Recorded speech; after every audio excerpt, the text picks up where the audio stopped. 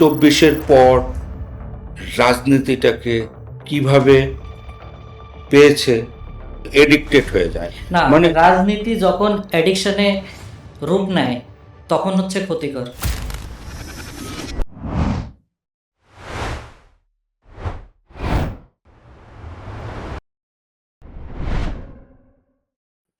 Twenty 2024 যেটা আমাদের একটা গণ অভ্যর্থন হলো, এরপরে আমাদের এক্সপেকটেশন ছিল, অনেক এক্সপেকটেশন ছিল যে হয়তো কিছু একটা চেঞ্জ হবে। যখন আমরা কারোর থেকে দূরে হয়ে, হয় না, একটা মানুষ জব ছাড়ে বা কোম্পানি ছাড়ে, কেন ছাড়ে? নিজের ভেতরে অনেক তার চাওয়া ছিল ওই কোম্পানি থেকে, কিন্তু যখন পায় না তখন সে কিন্তু অন্য একটা কোম্পানি, কর্পোরেট কোম্পানিতে জয়েন করে। আর তখন যদি সেখানে সেখানে যদি ওই এক্সপেকটেশন ফিল না হয়, তখন কিন্তু তার মনের ভিতরে একটা একটা প্রশ্ন থেকে যায় আমি পেয়ে যে গেছি, আমার পুরনো কোম্পানি ভালো ছিল। আমি পেয়ে গেছি আপনার আপনার আপনার কথা থেকে আমি আপনার যে জানার যে আগ্রহটা এটা আমি বুঝে গেছি। জি দেখেন, রাজনীতি যে ব্যাপারটা, এটা অনেকটা আমি মনে করি যে যে যে আদর্শে বিশ্বাসী, জি জি হ্যাঁ, সেখানে তার মানে আবেগ আবেগ মিশিয়ে সে ওই দলের সাথে সম্পৃক্ত থাকে, কাজ করে। হ্যাঁ, আপনি যখন মানে এডিকশন, আমি সোজা কথা সেটা হলো এডিক্টেড হয়ে যায়। না মানে রাজনীতি যখন অ্যাডিকশনে রূপ নেয় তখন হচ্ছে ক্ষতিকর। কেননা রাজনীতি হতে হবে ডেভেলপমেন্ট, যে ডেভেলপ করবে আমি তো তার প্রতি আমাদেরকে আমি সাপোর্ট আমি করার সেই প্রয়োজন। আমি সেই কিন্তু লাইনেই যখন যাচ্ছি, ফ্যান হয়ে যাব কোন আমি একটা সেই লাইনেই পার্টি, যাচ্ছি, আমি সেই লাইনে আমি তখন তো অল্পতে আমি সে যতই খারাপ আমি করুক আমি আমি কিন্তু বলবো অল্পতে যে তিনি ভালো। জি আমি অল্পতে আমি অন্ধ হয়ে যাব। আমি অল্পতেই বুঝাতে চাচ্ছি জি জি আপনাকে, বলুন। ও সহজেই বুঝে যাবেন। জি জি তো আদর্শের সাথে যখন আপনার আবেগ মিশে যায়, জি জি তখন আপনি এডিক্টেড হয়ে যাচ্ছেন। হুম। যে যা আছে মানে সত্যি হলে সত্যি, মিথ্যে হলে মিথ্যা, তিনি যা দলকানা, বলছেন। যেটাকে বলে দলকানা। জি জি তার মানে আমি একটা দলকে বিশ্বাস করি, দল যা করবে তাই আমার আদর্শ। হুম। হ্যাঁ, নিজের কোনো আদর্শ নেই। আবেগায়িত হয়ে যাওয়া, এটাই আমাদের ট্রেন্ড। আমাদের রাজনীতির যে চলমান যে রাজনীতিটা, এটা এইভাবেই উঠে এসেছে। জি আমাদের যে দলগুলো আছে, সরকারি দল, বিরোধী দল, হোয়াটএভার, যতগুলো দল আছে যার যার আদর্শ নিয়ে কাজ করছে।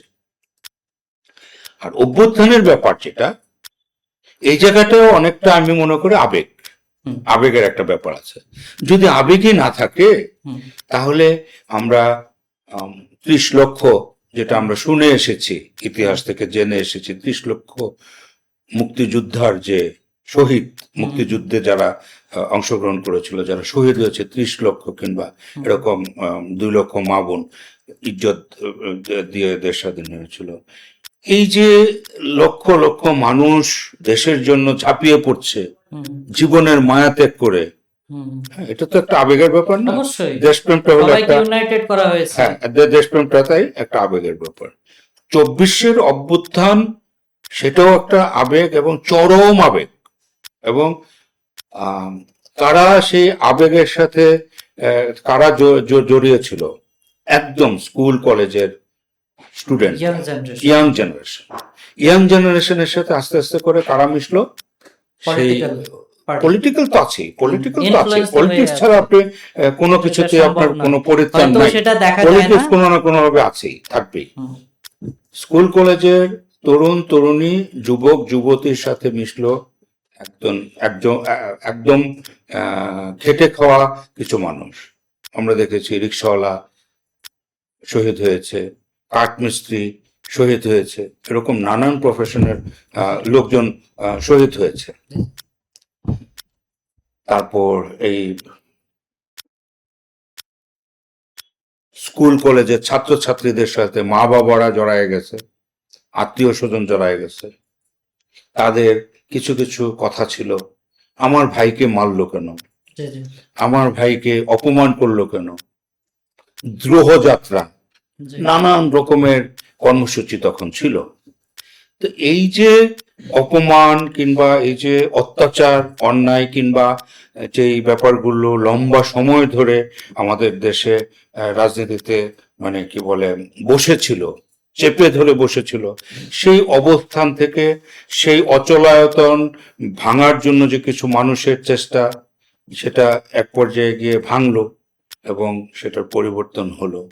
কিন্তু সবচেয়ে বড় বিষয় হলো 24-এর পরবর্তী সময় আমরা কিংবা এই যে যারা শহীদ হয়েছে, যারা মুক্ত চিন্তার মানুষজন যারা ছিল, যারা ইন্টেলেকচুয়াল পার্সোনালিটি, যারা দেশের জন্য চিন্তা করে, যারা দেশপ্রেমিক নাগরিক, যারা সমাজ নিয়ে চিন্তা করে, সমাজ চিন্তক, যারা যারা ভালো মানুষ, সমাজের চোখে আদর্শবান মানুষ, সেই মানুষগুলো 24-এর পর রাজনীতিটাকে কিভাবে পেয়েছে, তাদের তাদের স্যাটিসফ্যাকশনের যে ব্যাপারগুলো, সেগুলো কতটা পূরণ হয়েছে। আপনি যেটা বললেন যে আমি আগে জব করতাম একটা কোম্পানিতে, আমি ভালো কিছুর জন্য আরেকটা কর্পোরেট কোম্পানিতে আমি জবের জন্য গেছি, এখানে আমার বেতন বেশি, আমার সুবিধা সুযোগ সুবিধা, হ্যাঁ, এগুলো আমার বেশি পাওয়ার জন্যই তো আমি গেছি। তার মানে আপনি বুঝাতে চাচ্ছেন যে 24-এর অভ্যুত্থান ছিল যে আগের পরিস্থিতি থেকে পরবর্তী পরিস্থিতির জন্য আমাদের বাংলাদেশের জন্য সেটা